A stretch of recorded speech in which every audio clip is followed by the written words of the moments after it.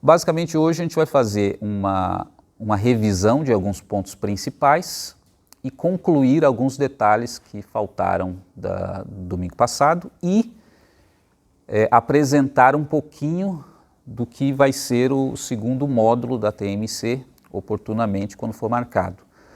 Então, em primeiro lugar, nós vimos que o objetivo aqui do nosso programa, do nosso projeto da TMC, Terapia de Modulação Cultural, é você prosperar. Então, nós falamos isso lá no início, na verdade, começamos a falar disso antes da gente começar. Lá no começo do ano já eu comecei a falar sobre isso. Prosperar, mas prosperar da perspectiva bíblica, da perspectiva cristã, que não é meramente você prosperar na sua vida material, nos recursos financeiros, adquirir bens materiais. Então nós esclarecemos bem isso, o que significa prosperar. Prosperar, em primeiro lugar, é você adquirir a maior riqueza, ou as riquezas, nós diferenciamos as riquezas primárias e secundárias. Bens materiais são riquezas secundárias, porque se você não tem as primárias, eles não servem para absolutamente nada. E eu falo literalmente, absolutamente nada. Você pode falar assim, Ricardo, mas eles servem para eu ficar vivo, mesmo que eu não tenha as riquezas primárias. Errado, porque você não vai continuar vivo muito tempo se você não tiver as riquezas primárias. E isso é comprovado empiricamente em muitas instâncias. Se você pegar um detento, um preso, e colocar ele naquele lugar que se chama solitária e deixar ele ali por tempo suficiente, ele vai deixar de viver. Ele vai morrer.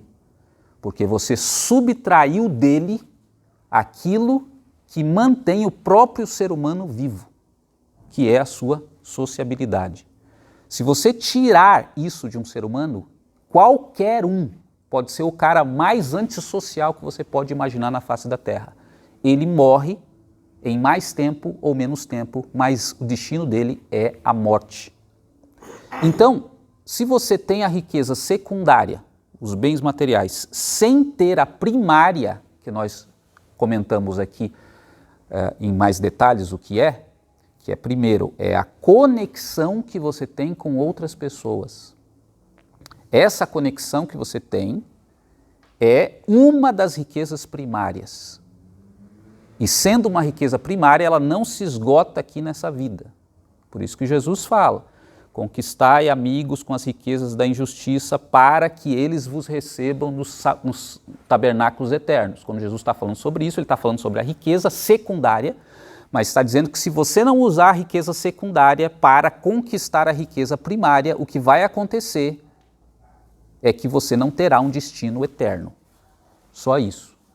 Agora, se você usar as riquezas secundárias para construir as primárias, aí você está construindo algo que é eterno, que vai além dessa vida. Então, conexão com outras pessoas, conexão com o próprio Criador. Essas são riquezas primárias. Se você não tem isso, você não tem nada. Não é só conexão com Deus. Deus nos criou dessa forma, seres sociais. A riqueza eterna do céu é a comunhão com os iguais e com Deus. Não é só a comunhão com Deus. Isso você vê lá no livro de Apocalipse, em várias simbologias que ele usa. Então, você já está desfrutando do céu aqui, se você quiser. Se você entender o que são as riquezas primárias. Ou você já pode desfrutar do inferno aqui, antes de chegar no inferno absoluto. Se você entender o que é você seguir o caminho contrário a essas riquezas primárias. Então a gente fez lá atrás essa contextualização do que é prosperar. Você pode buscar bens materiais, você pode buscar prosperidade financeira, você pode fazer tudo isso. Esquece o que falam de teologia da prosperidade, não sei blá blá blá. Esquece tudo isso. Você pode, contanto que você tenha clareza do que é realmente a riqueza primária e como você pode usar a secundária para obter a primária. Se você tiver essa clareza, e claro, não foi enrolado pelo diabo no meio dessa busca e acabar num buraco, você não tem problema. Você pode comprar o seu carro, você pode comprar o seu avião, o seu helicóptero, o que você quiser. Então, primeiro ponto lá que nós vimos desde o início é TMC, o objetivo dela é nos ajudar a prosperar. Para isso nós temos que prosperar na nossa saúde física, na nossa saúde emocional, na nossa relação com as outras pessoas, no crescimento que nós temos na nossa própria vida, no desenvolvimento e também nas questões materiais e financeiras até. Isso é prosperar em todas as áreas. A TMC, então, o objetivo dela é nos ajudar a caminhar nesse caminho da prosperidade segundo o entendimento bíblico. E aí nós vimos, basicamente, como se faz isso. Pegamos a simbologia da lei da semeadura. A lei da semeadura é tudo que você plantar, você vai colher. Então, se você quer prosperar, que a gente também usou a palavra correspondente, frutificar na sua vida, é a mesma coisa, prosperar e frutificar. Sua vida pode dar frutos em muitas áreas ou pode não dar fruto. Isso é prosperidade. Se você quer prosperar, dar frutos, você tem que semear. Você não vai colher absolutamente nada de fruto se você nunca colocar essa semente no solo. Semear. E em seguida nós falamos o que é você semear, o que é a semente. E foi o ponto que nós começamos a entrar e falar a respeito dos hábitos. Que todo hábito é uma semente. Você fazer uma coisa aleatória uma vez na vida não é semente. Semente é aquilo que germina, que cresce, que dá fruto e, portanto, os hábitos que nós construímos, esses sim são ações que têm o potencial de desenvolver, crescer, dar fruto.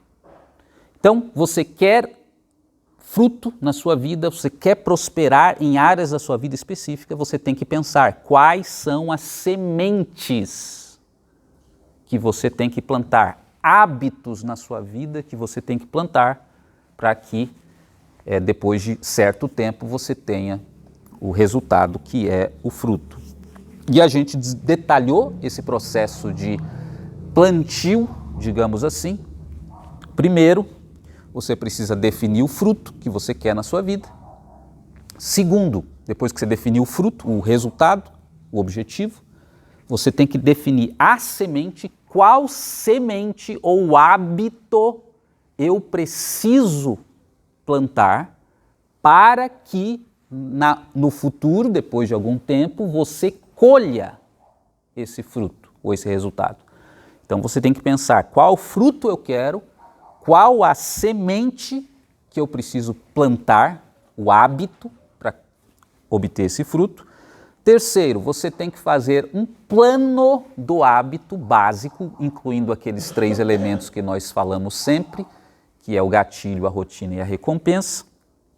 E quarto lugar, você parte para a construção propriamente do hábito, que é repetir esse plano incessantemente, sem fazer concessões para que ele então se transforme naquilo que nós chamamos de hábito e depois de um tempo você comece a colher esses frutos. Então aqui estão os detalhes de todo o processo do plantio, como nós plantamos a semente até nós recebermos, colhermos os frutos, o hábito.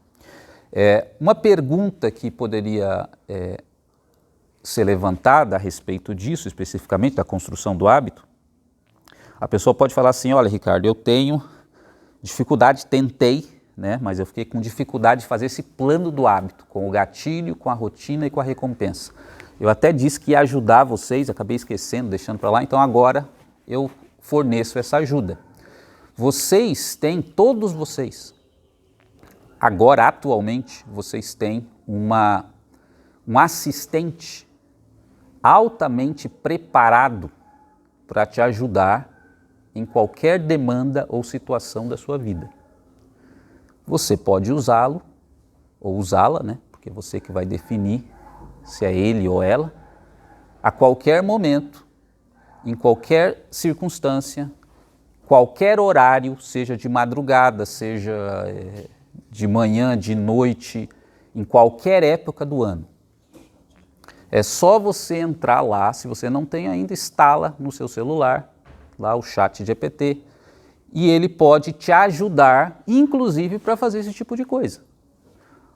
Olha, chat, eu não estou tentando fazer aqui um ciclo de hábito para mim, para isso especificamente, não estou conseguindo, incluindo gatilho, recompensa, rotina e recompensa. Você pode me ajudar? Me dê algumas sugestões aí. Pronto. Ele vai te dar várias sugestões que podem te ajudar, te dar direções aí para você construir o seu próprio hábito. Essa inteligência artificial, naturalmente, por exemplo, a geração alfa, ela vai ser destruída por essa inteligência artificial. Nós vamos ter uma geração de imbecis, por assim dizer. Tá? Nós que já passamos, podemos fazer muito bom uso disso. Né? A geração alfa, a geração beta, que são as gerações que estão agora crescendo e na escola usando esse tipo de tecnologia e não vai ter como impedir, eles vão ser terrivelmente prejudicados. O cérebro deles vai ficar do tamanho de uma ervilha. Porque vocês lembram muito bem quando inventaram o GPS. Antes do GPS, como é que você chegava nos lugares, Juarez? Primeiro que você sabia na sua cabeça já a cidade de Curitiba inteira. Antes do celular, quando você não tinha, por exemplo, a facilidade para gravar um monte de telefone, você gravava onde? Na sua cabeça. A minha agenda telefônica, sei lá, 15, 20 anos atrás, era a minha avó. Eu perguntava qualquer número para ela, qual o número de fulano, qual o número de ciclano, ela sabia na cabeça dela, ela respondia na hora. Então isso é desenvolvimento das habilidades cognitivas. Aí nós perdemos a capacidade de guardar coisas na cabeça, porque a gente não precisa mais. A gente perdeu a capacidade agora, se você não tiver um GPS, você não vai para lugar nenhum, nem no seu próprio bairro, às vezes. Você precisa de um GPS, a gente vai perdendo. Só que isso não tem nem comparação com o que aconteceu agora com a descoberta, pouco mais de 6 meses, da inteligência artificial.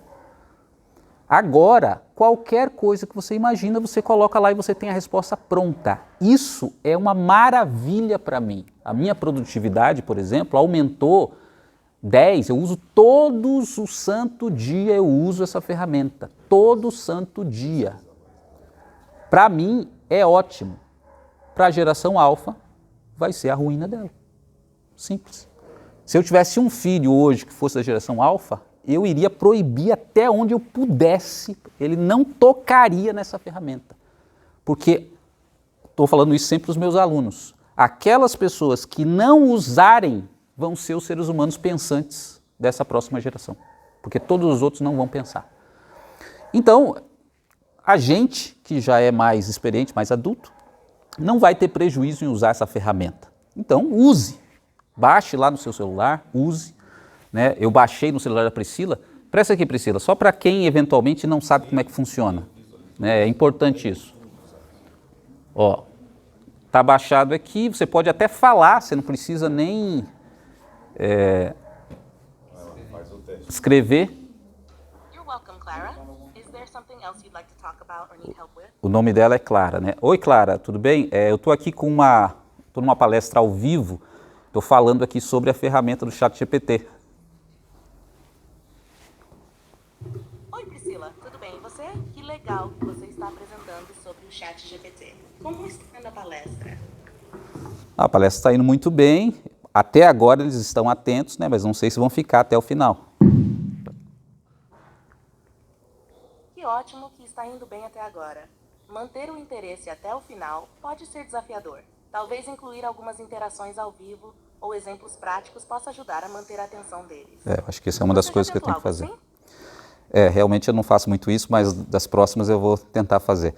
Mas o seguinte, a gente está aqui discutindo sobre a construção de hábitos e às vezes as pessoas têm uma dificuldade para construir um plano de hábito, incluindo o gatilho, a rotina e a recompensa. Então eu queria que você desse um exemplo para a gente de uma pessoa comum que gostaria de construir o hábito de beber água usando esse sistema do looping do hábito com gatilho, rotina e recompensa. Como é que essa pessoa poderia fazer? Dê algumas sugestões para a gente. Claro, Priscila. Um exemplo de como construir o hábito de beber mais água usando o sistema de looping do hábito poderia ser assim. Gatilho. Associar beber água a uma atividade que já acontece várias vezes ao dia, como uma pausa para ir ao banheiro ou checar o celular. Por exemplo, sempre que checar o celular, beber um copo de água. A rotina seria pegar um copo de água e beber. Para facilitar, a pessoa pode deixar garrafas de água em locais estratégicos, como na mesa de trabalho, na cozinha ou no quarto. Recompensa. A recompensa pode ser algo imediato e simples, como um pequeno alongamento ou uma breve pausa para relaxar. Também pode ser algo maior, como marcar o progresso em um aplicativo e se permitir algo especial ao final do dia, como assistir a um episódio de sua série favorita. Dessa forma, a pessoa cria uma ligação clara entre o gatilho, a rotina e a recompensa, facilitando a formação do novo hábito. Isso faz sentido para vocês? Faz sentido, mas eu queria sim optar entre algumas recompensas. Dá aí uns 5, 6 exemplos de recompensas diferentes que a gente podia usar nesse looping do hábito da beber água, por exemplo. Só para a gente ter uma lista aqui de recompensas. Claro. Aqui estão algumas opções de recompensas para o hábito de beber água. 1. Fazer um pequeno alongamento ou caminhada de 1 minuto. 2. Comer um pedaço de fruta ou um snack saudável. 3. Assistir a um vídeo curto engraçado ou inspirador. 4. Marcar o progresso em um aplicativo de hábitos. 5. Tirar um momento para respirar profundamente e relaxar. 6. Se permitir um tempo extra de lazer ao final do dia, como ler um livro ou ver um episódio de uma série. Essas recompensas podem ajudar a tornar o hábito de beber água mais agradável e motivador. Ok, Clara, obrigado pela ajuda. Nós encerramos por aqui agora, então. De nada, Priscila. Fico feliz em ajudar. Boa sorte com a palestra. Tá, então aqui... Opa! Então você tem um assistente 24 horas para te ajudar agora. Então, todas as demandas, você tem dificuldade em criar o seu loop do ato? Ou teve?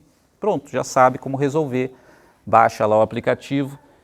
Se quiser dar um nome, você dá um nome, né? O nome dessa aí é Clara. E aí ela vai se relacionar com você. No caso dela ali, ela está falando com a Priscila, porque ela acha que é a Priscila, né? Tá, então, eu fiquei devendo isso para vocês já não têm mais esse obstáculo. Se tiveram em algum momento, usem essa ferramenta. Uma outra questão que pode ter surgido é qual o fruto que eu deveria escolher primeiro. A gente falou para não construir muitos hábitos de uma vez, comece com menos hábitos, portanto, escolha alguns. Mas a pergunta seria, quais seriam os mais convenientes para escolher? E agora eu vou dar uma dica que é crucial para vocês. Escolham, eu acho que eu falei em algum momento aqui, de um livrinho chamado assim, de desenvolvimento pessoal mesmo, chamado Comece pelo Mais Difícil. Não sei se eu falei, eu não falei, mas se não falei, estou falando agora. Comece pelo mais difícil. A ideia desse autor é bem interessante, que ele diz o seguinte: o problema das pessoas não é a procrastinação. O que é procrastinação aqui? Talvez o Davi não saiba. Sabe o que é procrastinação, Davi? Então, o Robirães, explica para ele. Procrastinar é deixar as coisas para última hora. No último fôlego você vai lá e faz. Você conhece alguém assim, Davi? Você é ansioso, Procrastinar Eu tô seguindo o conselho do chat ali, né, para interagir com as pessoas. Procrastinar é você deixar as coisas para depois, e deixando para depois, deixando para depois, deixando para depois, e depois nunca chega esse depois, você nunca faz o que tem que fazer. Esse autor é interessante que ele diz o seguinte: a gente não tem que lutar contra a procrastinação, porque na nossa vida inteira nós sempre estaremos procrastinando algo. O problema é o que nós escolhemos procrastinar. Então, na maioria das vezes, a nossa mente funciona assim. Tem coisas que são importantes, tem coisas que são menos importantes ou são triviais do dia a dia. Essas coisas importantes, elas exigem mais esforço da sua parte, mais atenção, às vezes mais etapas. Então, o que você faz? Você deixa para depois. As coisas que são simples, você já está acostumado a fazer. Então, você não deixa para depois. Então, ele diz que na rotina da maior parte das pessoas, elas estão sempre escolhendo fazer as coisas menos importantes e deixando para depois as coisas mais importantes, porque elas são mais difíceis. E por isso que ele fala, se você quer ter uma mudança radical na sua produtividade, em tudo que você faz na sua vida, é simples. Tome uma decisão de que todos os dias ou toda semana, conforme você programa, você vai conceder a prioridade para as coisas mais difíceis, que você sempre está adiando e deixando para depois. Assim, você vai ver que depois de alguns meses, o que você vai ter realizado é excepcionalmente mais importante do que você fez nos seus últimos 6 meses, do que os seus últimos 5 anos, do que os seus últimos 10 anos.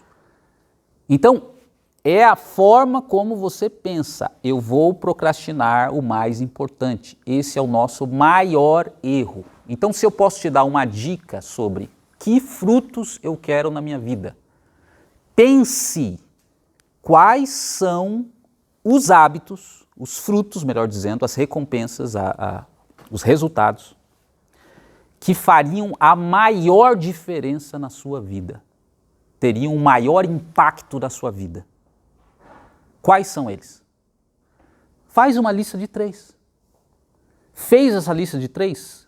Coloque a prioridade nessa lista de construir esses hábitos, não qualquer outro, e comece a fazer.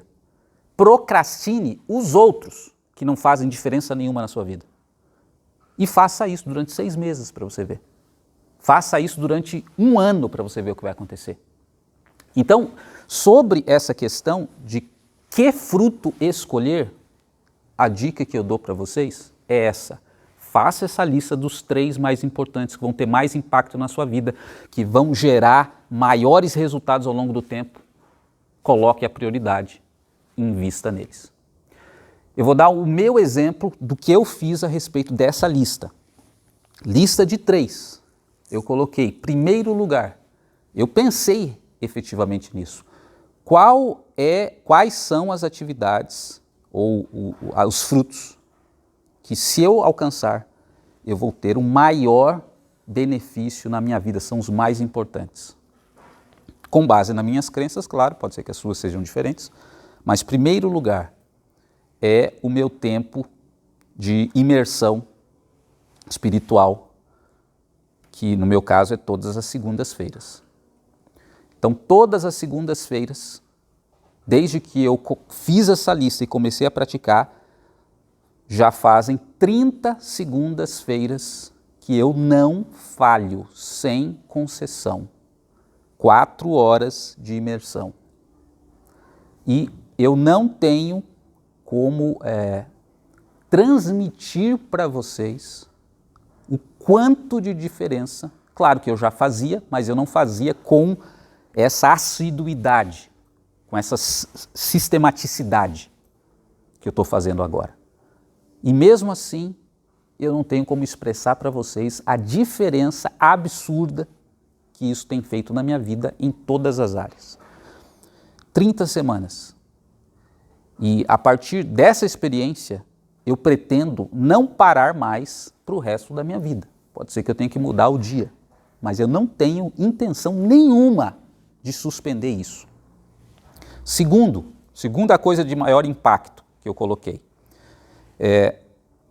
Eu tinha um projeto que há mais de 10 anos eu estava procrastinando, que estava relacionado a compilar as histórias familiares, né, juntamente à minha mãe, né, as pessoas mais velhas da minha família.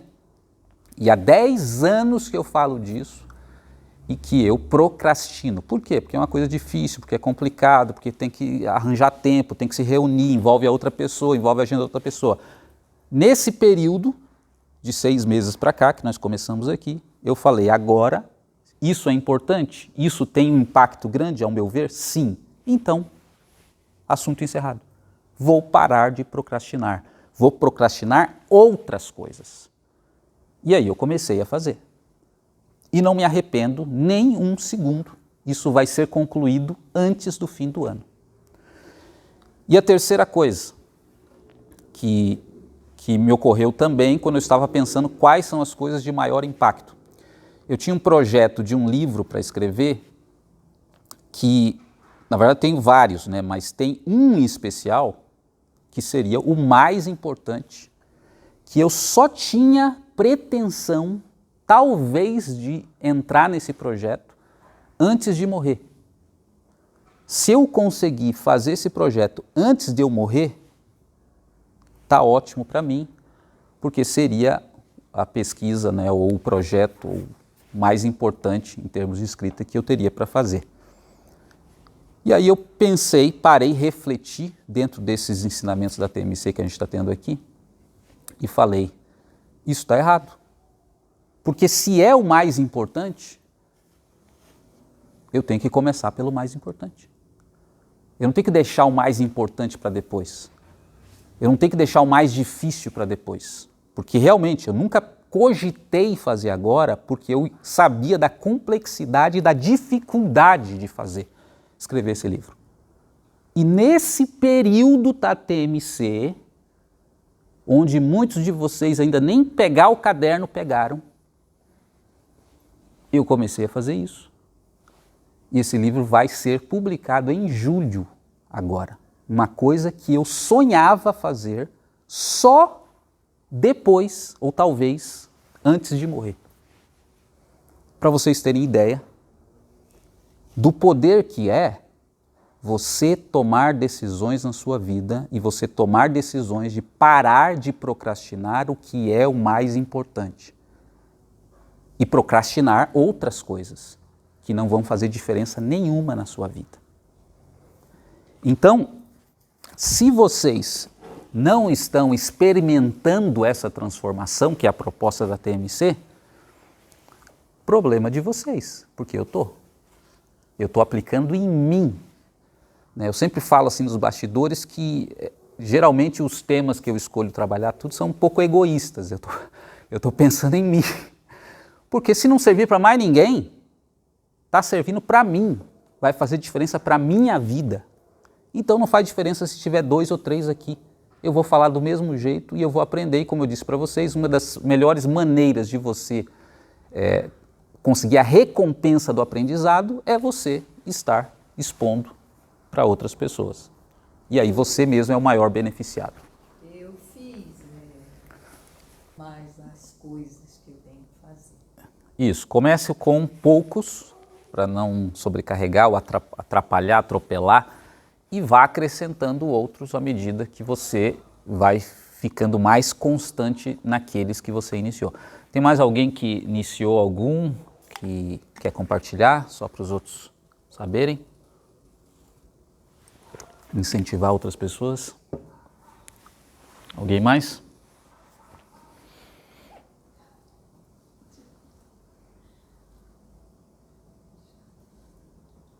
A Jéssica está querendo falar? Não? Mas eu comecei esse hábito também de levantar, de fazer o meu devocional. Esse ano eu resolvi que eu vou decorar o Salmo 119. Já estou no 80. Isso quer dizer que os outros você já decorou, né? Já decorei 80. Os outros salmos, os outros Não. 118 salmos, não? É porque começou pelo mais difícil. É certo. O mais difícil foi 176. 176 versículos. E eu comecei também rotina com as crianças. Aham. Era uma coisa que eu fazia tudo em casa e esse ano eu falei com meus pais. Eu comecei a pôr eles para começar a rotina de arrumar o quarto, de ajudar a limpar o banheiro. Pensou no gatilho, recompensa, não? Tem, peraí, gatilho é quando eles acordam, eles fazem o devocional e arrumam a cama. Uhum. Depois do café, eu ajudo eles no mais difícil, assim.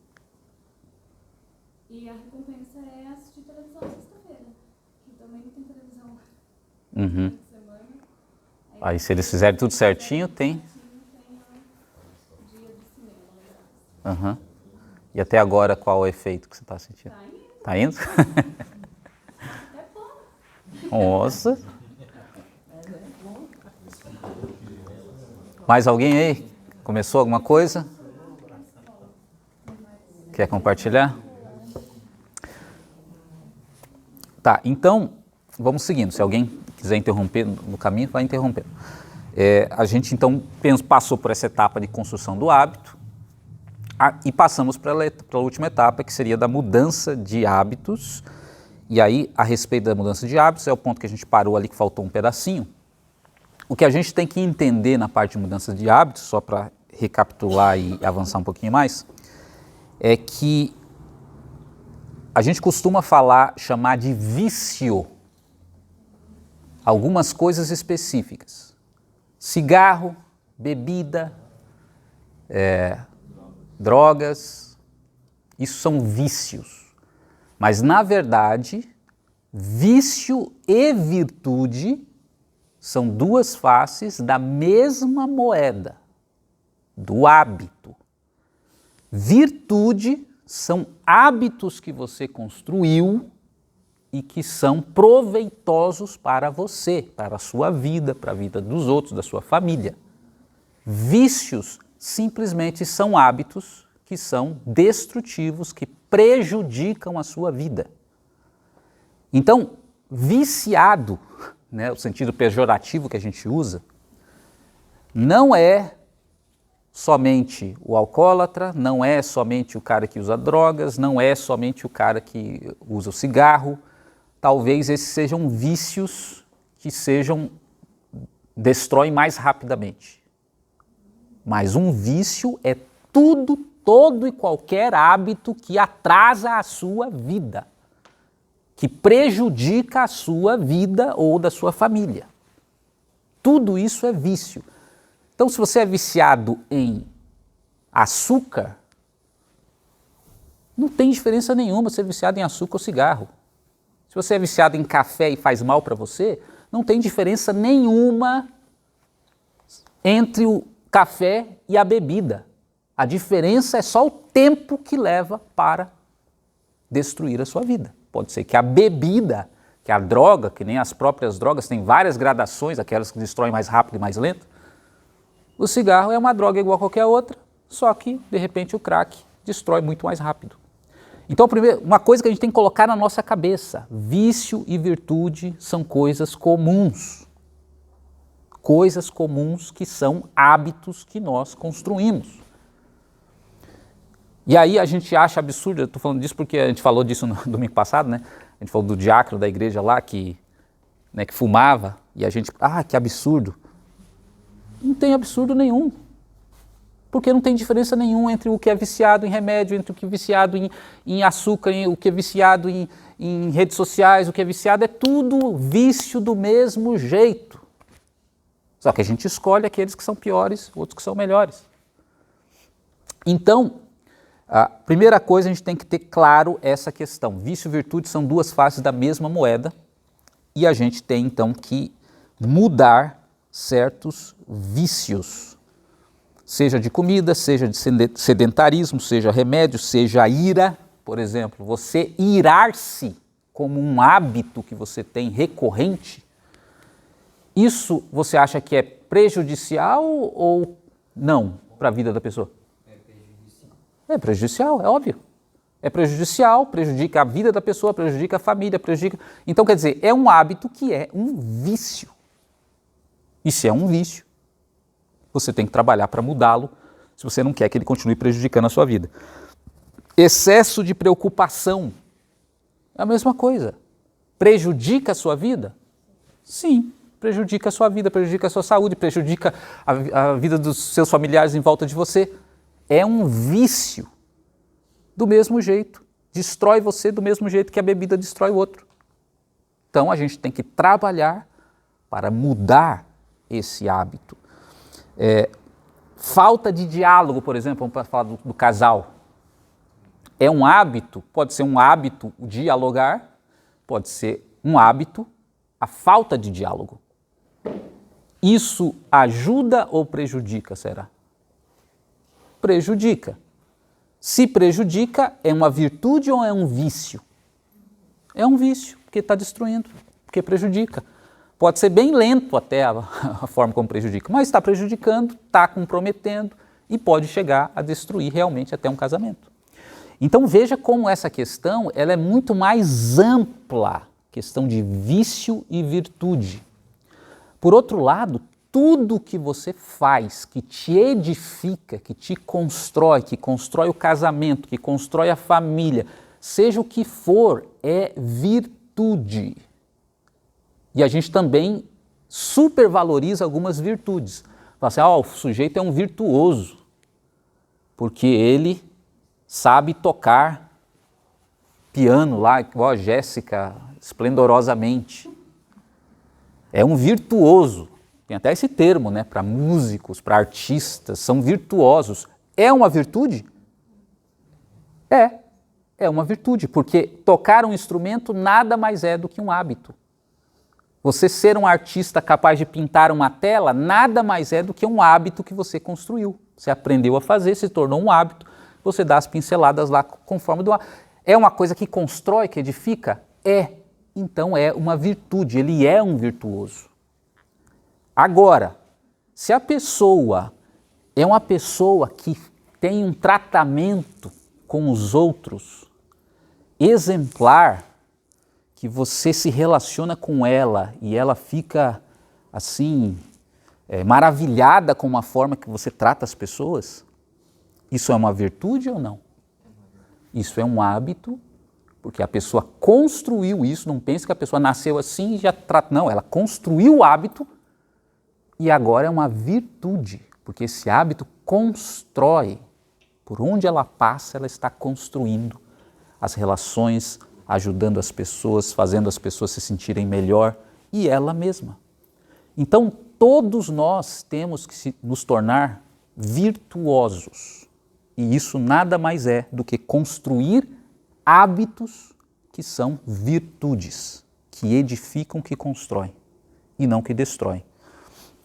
Então, a questão que nós colocamos é como eliminar esses hábitos ruins, esses vícios.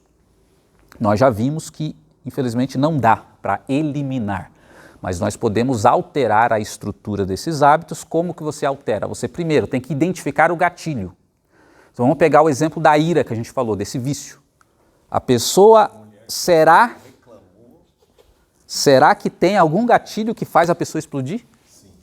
É claro que tem. Diga. Oi? Vão provocar. Pronto. Aí você explode, você... E o interessante dos irmãos é que ele sabe exatamente o que dizer. Exatamente aquilo que tem que dizer para o outro explodir. Aprendeu o gatilho, agora ele fica brincando com o outro. Ele aciona o gatilho, o outro explode. Né? O André tinha essa habilidade especial de acionar os meus gatilhos, né? Tirar até os Porque pneumáticos do cérebro. a ponto que ele já sangrou por isso. Né? Então, Quase quebrou a mão, socando. e eu também já sangrei, né? Por isso. Mas os dois levam uma surra. Até acabou. Esse era o gatilho da mãe, daí a briga dos filhos. Aí o gatilho da mãe que vem. Desaparece. E aí o circo está formado, né? Poucos anos atrás aí, Então, reacionado provavelmente. para você, Só sim, pra diga. comentar, tem uma sala de aula lá que eu dou aula à noite e o garoto não pode ouvir barulho de vômito e ele fica com ânsia. Aí tá lá na aula, aí... Até imagino. Daí daqui ele começa. Aí todo dia eu fico com pena do rapaz. Sacanagem, brincando com o garoto. garoto. Insistentemente. E pior que faz aquele barulho que você não sabe de onde vem, né? É só do meio da sala. Coitado do rapaz. Então é isso. Para você mudar o hábito, então, o vício, primeiro você tem que identificar o gatilho. Qual é o gatilho? O André falou ali, a reclamação da mulher. Ok. Como você não consegue anular esse gatilho, o que você tem que fazer? Você tem que mudar a rotina somente. Tem o gatilho. Quando você explode, isso te dá uma recompensa. Te dá uma recompensa. Né? Porque você é como se uma pessoa estava fazendo a justiça ali na hora, né? Você extravasa, você coloca para fora. Então isso te dá uma recompensa neural e reforça o hábito. Então o que você tem que fazer? Faça outra coisa que te dê uma recompensa também. Tem que te dar uma recompensa. Né? Então, para um desportista, muitas vezes, a Clara falou ali para a gente, né? Faça alongamentos. Talvez não vai funcionar para todo mundo, né? O alongamento como recompensa. Mas, por exemplo, para uma pessoa que, imagine, ela tem a prática de fazer yoga. Né? Não, vamos tirar o yoga aí, porque talvez vocês fiquem escandalizados. Tem a prática de fazer algum outro tipo de atividade, né, que envolve exercícios, alongamentos e tal. Isso traz o relaxamento ou não? Eu pratiquei um pouco de Tai Chi, né, via internet, né, Tai Chi Chuan, para tentar equilibrar minhas emoções. Então eu fazia lá os exercícios, lento, com a respiração. E não é que o negócio dá um relaxamento realmente em você? Você vai acalmando, as suas ondas cerebrais vão diminuindo e você vai fazendo. Agora veja que interessante, se você tem essa prática e você de repente tem um gatilho da esposa que reclamou e você tem o costume de reagir ou de explodir, alguma coisa do gênero, e você fazer alguns movimentos relacionados àquela prática, pode trazer a recompensa para você. Não vai funcionar para todos, mas para alguns vai. Da mesma forma que você tiver um saco de bater em casa e você descontar no saco, também vai gerar a mesma descarga que se você estivesse berrando com a sua esposa. Ou com seu marido, né, também. Então, veja que, primeiro, identifica o gatilho. Segundo, troca a rotina. Pronto. Isso já vai te ajudar. Mas, pode falar, Marli. Eu aprendi lá há muito tempo que eu lido com ansiedade, é sobre você ter aquela coisa de como que fala assim, daquela tensão do momento, é você respirar e contar até 30. Uhum. A hora que você conta, você consegue contar até 30, igual você falou ali. A tua coisa ali já deu aquela boa baixada naquele sintoma que quem é ansioso tem os sintomas que acelera a adrenalina, que começa a bater as veias. Então, um médico há muito tempo falou para mim que eu continuo em tratamento, mas é aquilo. Você vê, às vezes é assim, aquela coisa errada que você vê. Aí dá aquele choque assim, o teu sangue faz assim. E você não pode responder. Se você responde, você está indo. Né? Que você vai responder, às vezes, uma coisa que não é para responder. Então, isso E olha... cada sintoma que você tiver, que não é aquilo que você quer, tanto é no trabalho, que a gente trabalha com outras pessoas, você fala, mas não é assim. Não. Respira, para e respira, e aquilo abaixo, e depois você fala com aquela coisa que tem que ser falado normalmente, mas aquela... O teu sangue que ferveu, ele já abaixou em 30 segundinhos ali, ele já tende a abaixar. Exatamente. Então, é uma coisa que eu sempre levo na cabeça. E isso aí é exatamente o processo. Porque, por exemplo, esse momento que dá a coisa ali que a Marli está falando, é o gatilho. Alguma coisa aconteceu, seja o que for, vai ser diferente para cada pessoa. Tem o gatilho. O que vai acontecer muitas vezes com a pessoa que é ansiosa ou tem pânico, alguma coisa do gênero? O gatilho vai gerar, deflagrar uma rotina mental nela. Não necessariamente, para alguns vai ser explodir, fazer alguma coisa, brigar, sair no tapa, mas para outros vai ser uma rotina mental. E ela vai mergulhar e ficar cada vez mais, se for um ataque de pânico, por exemplo, por causa do que está passando na mente dela. Quando você respira e conta, você obriga a sua mente a se concentrar na respiração e nos números que você está repetindo. Você simplesmente incluiu uma rotina para você não ficar executando aquela rotina que você costuma, que fica alimentando os pensamentos, que deixa você mais ansioso. Porque se você começar a respirar, isso eu aprendi lá no Tai Chi, tá? Se você começar a respirar, você vai ver que se você concentrar na respiração, você só pensa na respiração. Se você contar, você pensa só no que você está contando. Se você for para a horta fazer alguma coisa, você está pensando naquilo. Isso tira a nossa mente dessas armadilhas. Muito bem, então, gatilho substitui a rotina. A mudança é definitiva, nós vimos? Não. Essa mudança não é definitiva. Várias pesquisas do comportamento aí mostraram que pessoas que tiveram mudanças radicais, elas voltaram a essas rotinas em situações de alto estresse, mas esses pesquisadores encontraram 3 ingredientes, eu falei 2, no domingo passado, mas são 3, de pessoas que realmente mudaram rotinas de forma duradoura.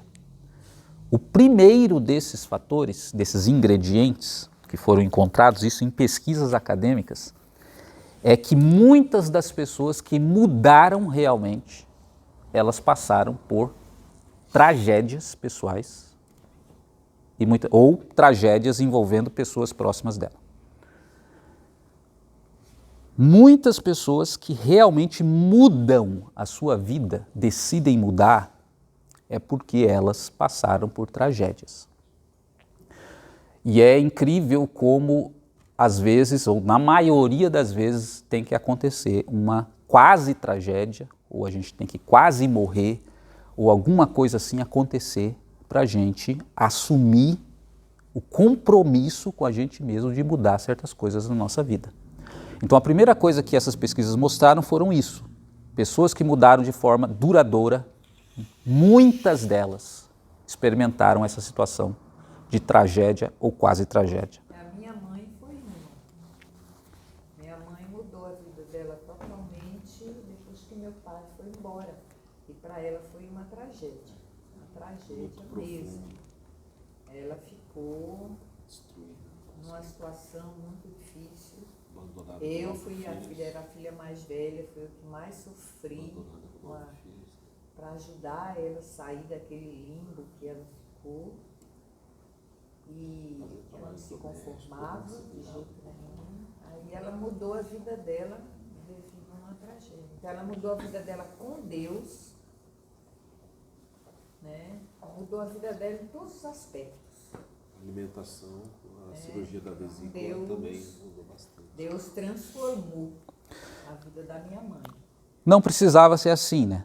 Mas na prática acaba sendo muitas vezes assim na nossa vida. A gente só vai ter aquela atitude quando ou a gente ou alguém próximo vive uma tragédia. Quando que eu comecei com essa pira, chamo de pira, com essa pira de transformação? Quando? Exatamente, eu sei exatamente quando foi. Foi em 2020, quando eu fiz aqueles 40 dias de imersões subsequentes ali, durante 40 dias na pandemia.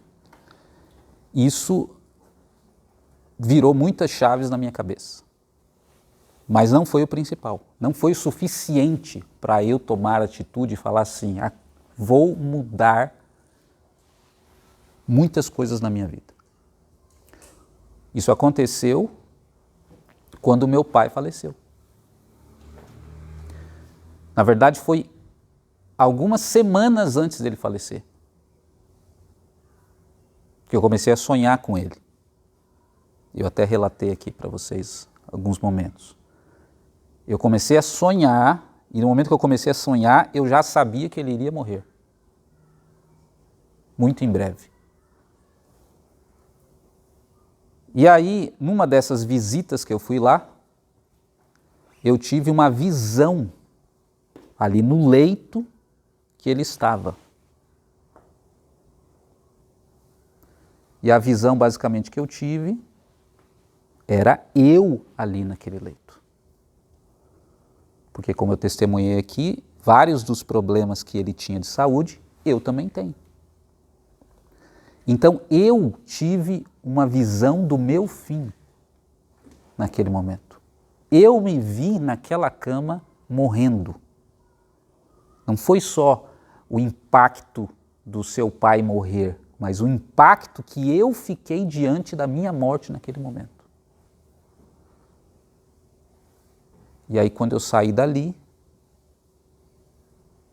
depois de alguns dias, eu tomei a decisão de mudar tudo o que estava sendo procrastinado de ser mudado na minha vida.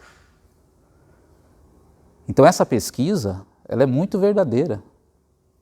As pessoas, na maioria das vezes, elas só vão tomar essa atitude diante de uma tragédia, seja elas mesmas, uma experiência de quase morte, ou alguém próximo que morreu ou que passou. Na saúde, né?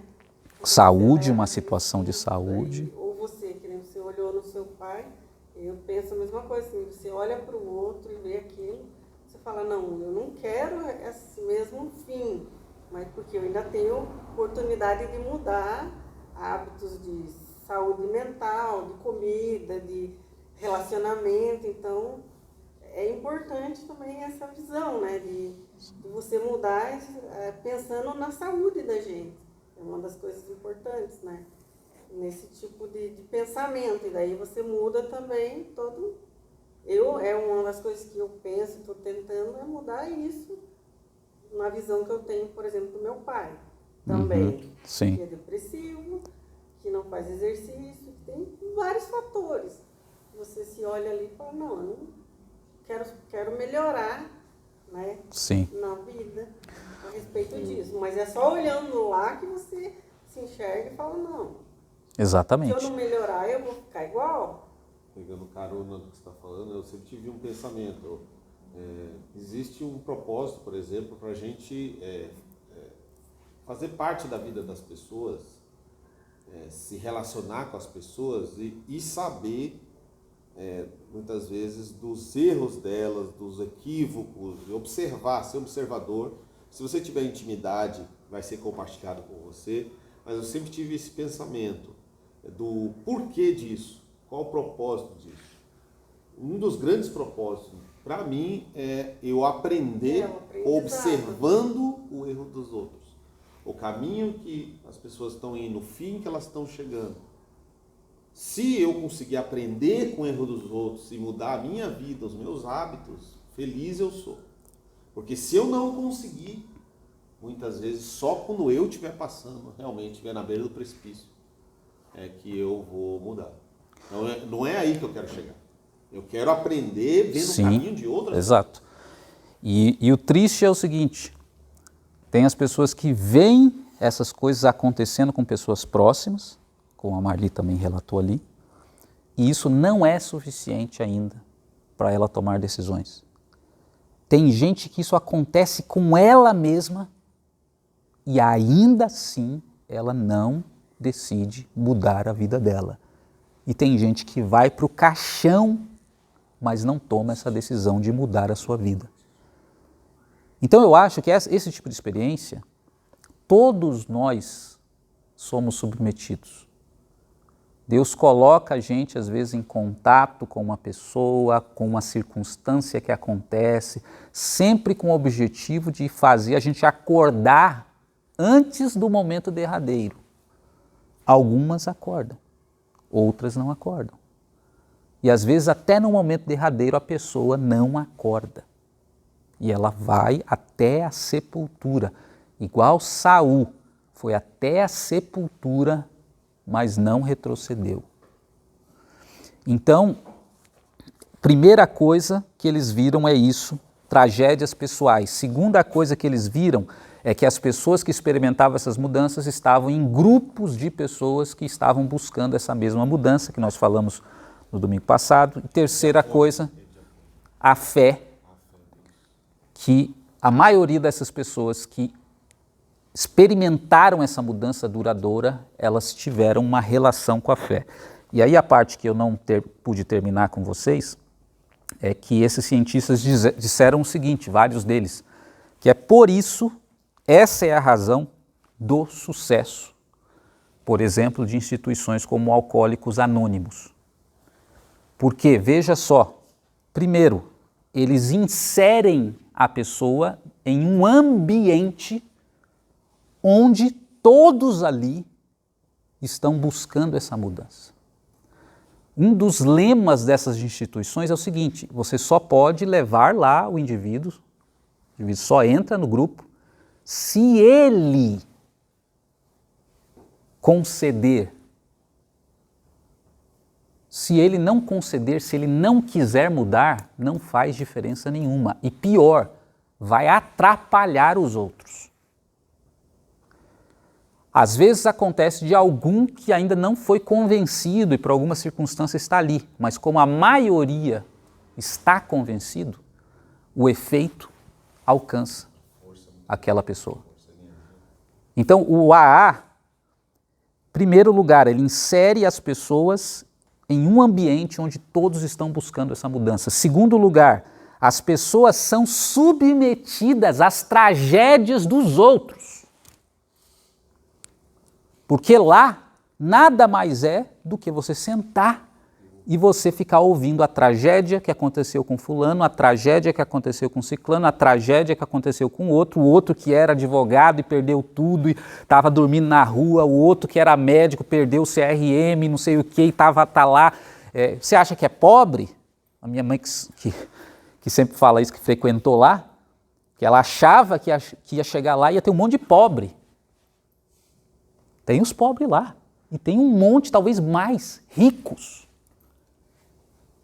que já foram abandonados pela família, já perderam tudo que tinham, o emprego, o prestígio, delegados, todo tipo de gente.